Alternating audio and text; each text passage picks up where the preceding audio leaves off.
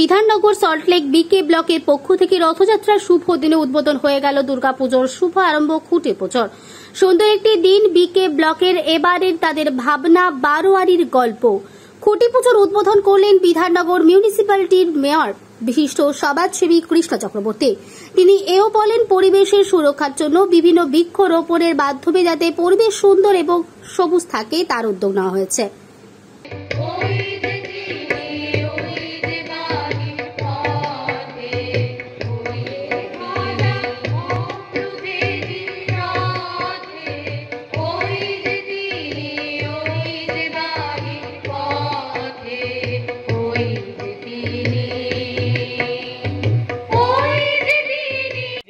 আজকে রথের দিনে এত বড় একটা অনুষ্ঠান হলো বিকে ব্লকে, কি বলবেন?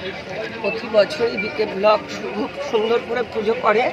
এলাকার, আমার গলার অবস্থা খুব খারাপ, এলাকার মানুষদের সঙ্গে নিয়ে করে পুজোটা করি আমরা শক্তি অর্জন করার জন্য।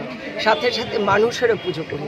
মানুষ আসে, ঠাকুর দেখে, একসঙ্গে কটা দিন ভোগ খায় এবং এই যে গাছ লাগাবে এবং সামাজিক প্রচুর কাজ এরা করে।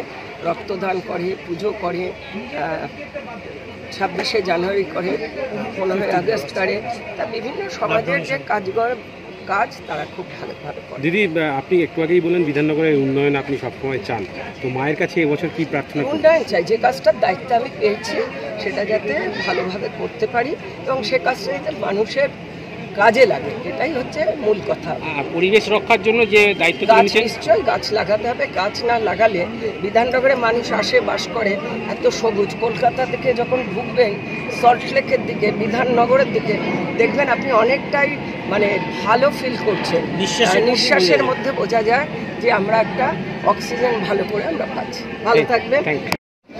যেটা বলছিলাম যে আগে দুর্গাপুজোটা 1800 দশকের আগে, 1900 দশকের আগে দুর্গাপুজো মেনলি রাজাদের বাড়িতে পুজো হতো। পরে সেটা জমিদারদের বাড়িতে, যেমন আমাদের শোভাবাজার রাজবাড়ি রাজা রামকৃষ্ণ বা কৃষ্ণনগরের রাজারা, সেখানে রাজবাড়িতে পুজোগুলো হতো, জমিদার বাড়িতে পুজোগুলো হতো দুর্গাপুজো। সেখান থেকে একবার 12 জন ইয়ার 12 জন বন্ধু মিলে সেই পুজোটাকে রাজবাড়ি থেকে বের করে এনে আলাদা করে পুজোটার প্রস্তুতি করে এবং দুর্গাপুজোকে বারোয়ারি রূপ দেয়। 12 জন চাঁদা তুলে যেই পুজো করা, পাড়ায় পাড়ায় চাঁদা তুলে যে সবার কন্ট্রিবিউশন দিয়ে যে পুজোটা, সেটাই 12 ইয়ার মিলেই শুরু করেছিল 1863 বা 64 সালের পরে। এবং সেটাই আস্তে আস্তে আমাদের দুর্গাপুজোর প্রচলন বিদেশেও এখন হচ্ছে, প্রবাসী বাঙালিরা, হিন্দুরা করছেন। এইভাবেই দুর্গাপুজোর প্রসার ঘটে, সেটাই আমরা তুলে ধরতে চেয়েছি। আমাদের নাম সরল দাস, সম্পাদক বিকে ব্লক দুর্গাপুজো কমিটি। মনে করিয়ে দিতে হবে যে কোত্থেকে আমাদের সূচনা, এবং দুর্গাপুজো এখন সব জায়গায় হয়, কিন্তু যে সূচনা করবে, যারা এটা শুরু করেছিলেন, যাদের মধ্যেই ভাবনাটা এসেছিল, সেই ভাবনাটাই অ্যাকচুয়ালি আমরা এইভাবে আমাদের ভেবেছি এবং আমরা এই পুজোটাকে সেইভাবে মানুষকে তুলে ধরা হবে। আমরা আমাদের ইতিহাসটাকে তুলে ধরা হবে সেইভাবে। অ্যাকচুয়ালি আগে জমিদাররাই পুজোটা করতেন, রাজারা জমিদারদের মধ্যেই পুজোটা সীমাবদ্ধ ছিল। তখন আস্তে আস্তে 12 জন বন্ধু মিলে একদিন পরিকল্পনা করলেন যে ওরা পুজোটা নিজেরা আলাদাভাবে করবে। এইভাবেই তারা শুরু করে যে একটা জমিদার বাড়ি বা রাজবাড়ি থেকে পুজোটা, রাজা নবকৃষ্ণদের আমলে যেটা যখন পুজো হতেন, সেখান থেকে বের করে এনে 12 জন ইয়ার বা বন্ধু মিলে আলাদা করে একটা পুজো, নিজেদের চাঁদা তুলে যে পুজো আমরা হলো। আজকে দেখছি বৃক্ষরোপণ আপনার কর্মসূচি নিয়েছেন। পুজো করলে কি থাকবে আপনাদের সামাজিক কর্মসূচি? সামাজিক অনুষ্ঠান দেখুন, আমরা সারা বছর সামাজিক অনুষ্ঠান করি। আমরা ব্লাড ডোনেশন করি, আমরা হেলথ চেক আপ করি। আমরা যেমন কোভিডের সময় বহু মানুষকে এখানে ভ্যাকসিনেশন করে দিয়েছিলাম, সমস্ত করা হয়েছিল। এখন আগামী দিন বস্ত্রদান করা হয়, এগুলো আমাদের সমস্ত সারা বছর করি।